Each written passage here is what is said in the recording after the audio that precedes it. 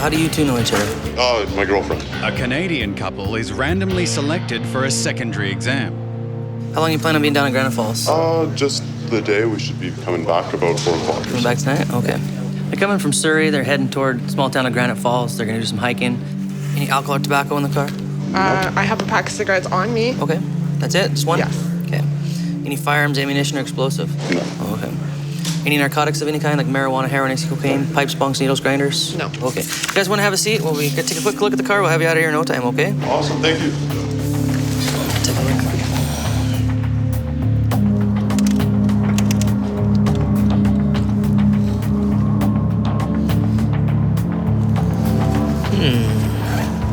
It's a really close-up picture of a bud. Okay. Is there a lot of pictures of that on there? 2. Found some evidence of some drug use on their phones. Gonna do a little bit more in-depth inspection, talk with the traveler, find out what's going on. So just time will tell. All right.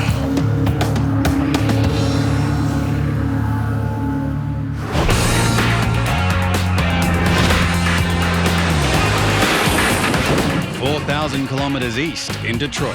Hi, how are you today? What is the purpose of your visit? And how many days will we be in the U.S.? You are a professional conductor, okay? Officers question a Venezuelan maestro who's here to conduct business with an American orchestra. So besides this particular event, is there any other reason you were traveling to the United States? No, not for this trip. So you are coming specifically to This conduct? concert, yep. Yes, okay. Okay, so I want to know a little bit more about this event. Yeah. How much would I have to pay to be able to see you? I have no idea. So you were unaware that they were selling tickets for this event? I mean, I guess that's what they do, but that's kind of not my business in a way. This particular gentleman was previously issued an O1 category visa, which means that he's an alien who has an extraordinary ability, somebody who excels in their field. But the O1 visa is only valid if the American employer petitions Homeland Security before arrival. And has this company filed any petitions for you? I have no idea. There's a 2-part process. So he needs a valid visa and a valid petition. So we ran some additional computer queries and we found that he did not have any new or even pending petitions to engage in employment here in the United States. They did not file a petition for you. Do you get in touch with the people of the symphony orchestra to try to see? Because, I mean, I have no idea that there was a petition that should be expired. I mean, this I have no idea. And I understand that. Without a valid petition, it could be curtains for this conductor.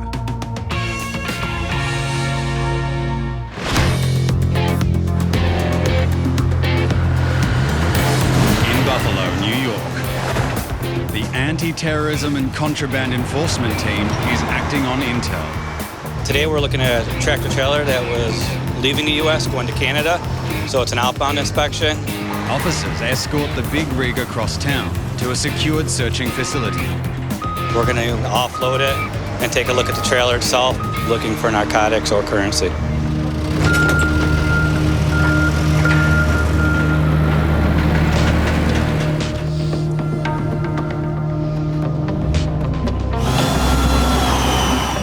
Did a physical exam of the trailer. I ended up coming up negative.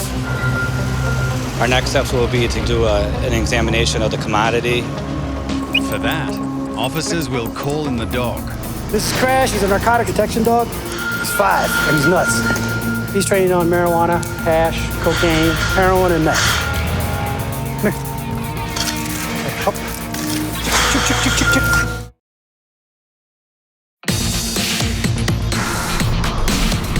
U.S. Customs and Border Protection keeps it real when it comes to protecting American consumers and copyrights. Illegal Marlboro cigarettes. We got what appears to be counterfeit DVDs. Each company has legitimate claims to what they bring into the country, and we try to prevent the fake products that come in. In Chicago, the latest consumer trend isn't catching on with Customs and Border Protection. A great percentage of this warehouse is full of self-balancing scooters, also known as hoverboards. Knockoff hoverboards have been floating in from China. Most of them have a lot of violations, trademark violations, specifically with the power adapters and the battery packs. You can see right here, this one didn't even have a screw. It scares me to think something this dangerous can get rushed out to market and somebody's kid's gonna play with it. Officers have seized over 16,000 hoverboards in 4 weeks. I've never done this many seizures in 1 month ever. I would say we're well over $10 million. And shoddy hoverboards aren't the only hot commodity. At the International Mail Facility, we look for any violations of brand name stuff, anything from shoes, from purses, food even. So this one is coming from China and they have declared shoes, just shoes, very generic. You could already see that there's like a Jordan logo.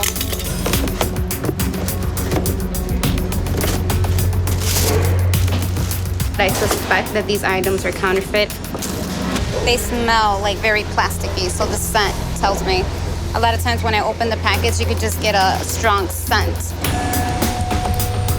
So I see this package here, it looks a little different. I'm gonna go take a look.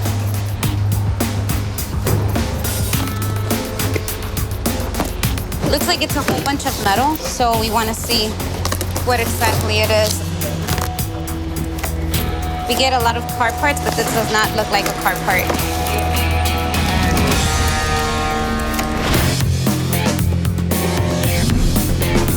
near the Peace Bridge border crossing in Buffalo, New York.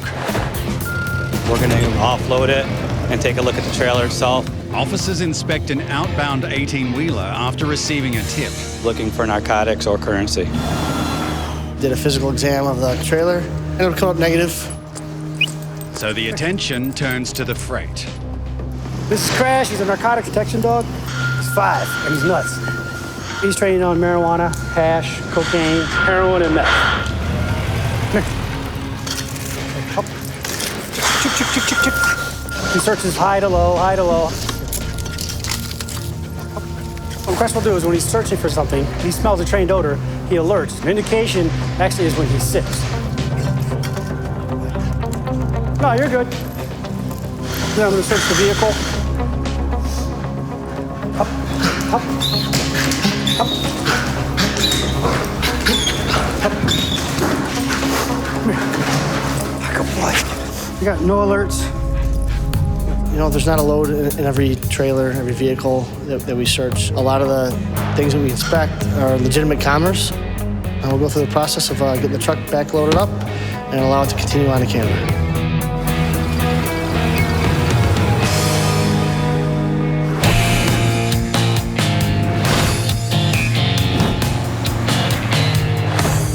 Ambassador Bridge in Detroit. A canine team catches a whiff of a spliff in primary. He admits smoking marijuana. He admitted that he did it about 4 hours ago. The American couple is fast-tracked to secondary inspection for a frisk, while officers search their vehicle. He said the dog was like down underneath the front seat over here.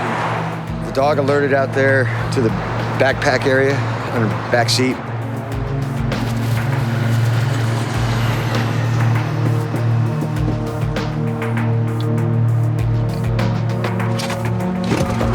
In a while.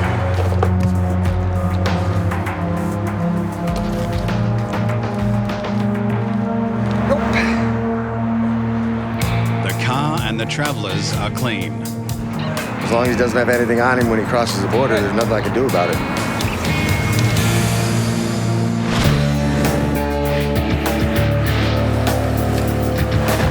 It's a really close-up picture of a bud. Officers in Washington state are lighting up their own marijuana investigation after discovering pot shots on a Canadian traveler's phone. Right now, yes, it is legal in Washington state, but it's illegal as far as CBP is concerned. Come on up. Okay, so when's the last time you smoked weed? A couple days ago. A couple days ago. Do you have a medical marijuana card for that? No. All right, and you left everything behind at home? I left it all behind. Okay. All right. Couple things on your phone, picture you holding weed, things of that nature, okay? Okay. That always raises concerns with us, okay? He admitted to being a user. So follow me real quick. We'll talk a little bit more in depth, take a sworn statement, find out about his past drug usage, current drug use, and then go from there. How often do you use marijuana? Not very often, maybe 2-3 times a week. Have you ever been caught or questioned by the police in Canada while using marijuana? Yeah. been questioned. What did they say? That it's not legal yet, I shouldn't be smoking it, and I shouldn't carry it with me. Have you ever purchased marijuana for your friends? Yeah, I'm one friend. Did he then buy it from you? Yes. How often do friends purchase marijuana from you? Just that one person has twice, 3 times now, that's it. So on your phone, your friend texted you, asked if you could sell her mom some marijuana. Can you explain what she means?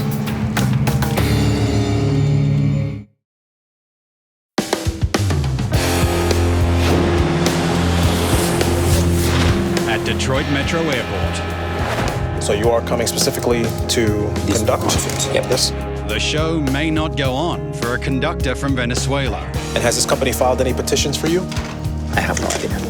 The American symphony that hired him failed to let Homeland Security know he was waltzing in. It's a 2-part process, so he needs a valid visa and a valid petition. I have no idea that there was a petition that should be expired. I mean, this I have no idea. I wouldn't get into a plane if I know that I wasn't going to have the proper documentation to get in or anything. When it pertains to the United States Customs and Border Protection, we deal with what documents were presented at the time of entry. Currently, you're inadmissible, so we cannot admit you. So I cannot work in the United States because there's no petition. Yes, sir. Would you like to voluntarily withdraw your application for admission and return to your home country? Voluntarily? Sure. Okay, we can do that. So a withdrawal doesn't carry a bar to re-entry, so as soon as they have the correct documents, they can feel free to come and apply for admission again. Are we gonna go this way? Sorry I had to end this way.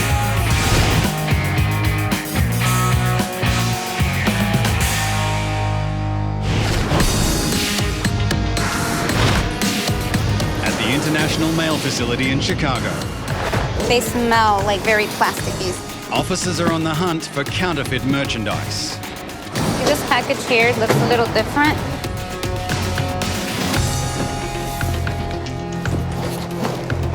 Looks like it's a whole bunch of metal, so we want to see what exactly it is. We get a lot of car parts, but this does not look like a car part.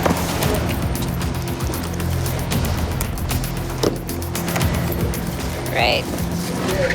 What we have here looks like a whole bunch of Tiffany and Company counterfeit. They sell them. Then the customers might think that this is legitimate. This is 2 different kinds of brand name. This looks like it's Juicy Couture. Any brand name company's not gonna send their competitor stuff together. So that's like one clue. So we're gonna detain this and we will be contacting our import specialist. The barrage of bogus bargains continues. It's a suitcase. If it's made in France, but it's coming from China, it doesn't really make any sense. As you can see, it's gonna be Adobe Acrobat software. Got Ray-Ban glasses in here. This is gonna be the counterfeit Michael Kors purses.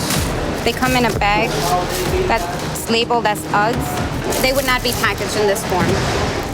If you buy a product, you want it to be a legitimate product. And a lot of these products are going to sellers that are selling out of the trunk of their car. You don't want to see people get cheated in that sense.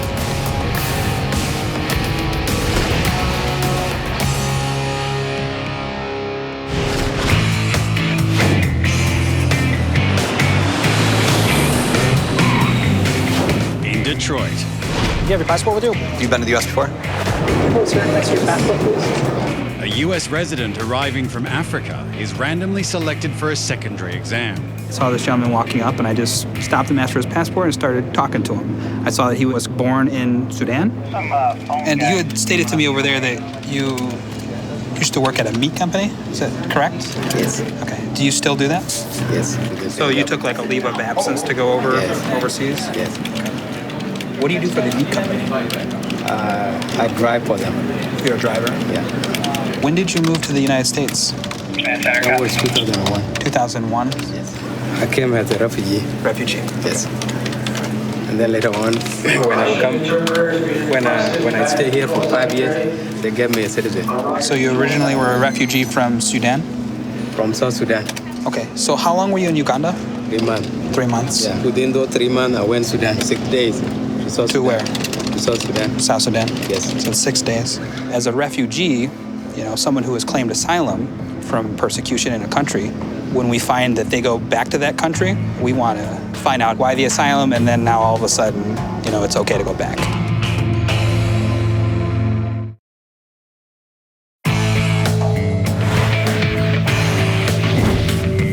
At Detroit Metro Airport. So you originally were a refugee from Sudan? From South Sudan. A Sudanese-born American returns after 3 months in Africa. Within those 3 months, I went to Sudan 6 days. To South To Sudan. where? To South Sudan. South Sudan? Yes. So it's 6 days. Why the asylum, and then now all of a sudden, you know, it's okay to go back. Now, if you came in as a refugee, what is the reason that you went back to Sudan on this trip? The reason of me going back to Sudan, to South Sudan, was to see my parents. But as a refugee, usually you're fleeing a country because of, you know, Because of the war. Exactly. The war is not existing anymore. Yeah, exactly. So, did you see anything? Like, was there anything going on? No trying to hurt you while you were over there? Okay. Yeah. Okay. Sir, if you would, just put your bags right up here. I'm going to take a quick look. Okay. A person's belongings, you know, will tell a story. How often do you go back over to Sudan and Uganda? After every 2 years, I go back to see my children in Uganda. Okay. Have you petitioned for them already to come and join you in the United States? I put in some papers already. It was 3 years ago, but they are still working on it. You know that it's not easy to bring someone here. Yeah, I know. It takes time. Yes. You take a lot of pictures? Yeah, I do that for the family. Yeah, this is my wife here. That's your wife? Okay. That is my child. Okay. How old is your daughter? It's 4 years. 4? Okay. How was your family doing when you went over there? Doing well? They were happy. Good. Because I was there with them. So Good. When was the last time you saw your parents? It was 3 years ago until I went this time. Through questioning and looking at the stuff, this guy is really, really honest. Sir, thanks for your cooperation. You're welcome. Thank you. And good luck on getting your family here.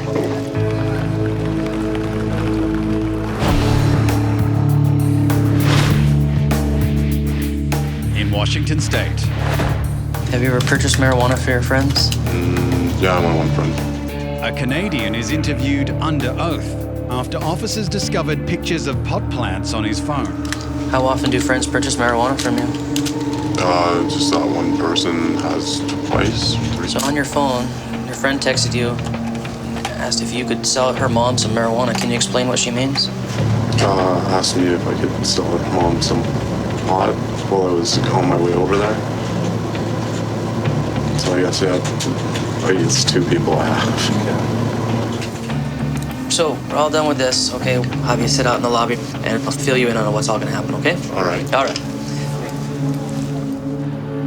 So under oath, the traveler admitted to using marijuana, possessing it, smoking it, and, you know, sharing it with some friends. And those violate our drug policies for the U.S. Okay, so basically because of, you know, your past drug usage and you're currently using, that makes you inadmissible under Immigration and Alien Act of the United States, okay? Right now, it's a lifetime ban. You're gonna have to apply for a waiver in the future to come back. This never happened the last time when I crossed. So each time you present yourself for inspection, it's a brand new inspection. Right now, the travel is inadmissible to America. It's a lifetime ban. You will need a valid waiver before applying for admission again, which is basically a pardon from the U.S. government. Probably not even gonna bother with it. Okay. Because for this whole hassle to be here for this long, the fact that there's no drugs or anything in my car, this is ridiculous. It's never been an issue. Okay. Well, today it became an issue. Okay, so what we're gonna do is we are gonna get you turned back to Canada, okay? All travelers, I mean, they're always subject to inspection, and if you are a known drug user, you're inadmissible to America. Stay away from drugs. It's just easiest that way.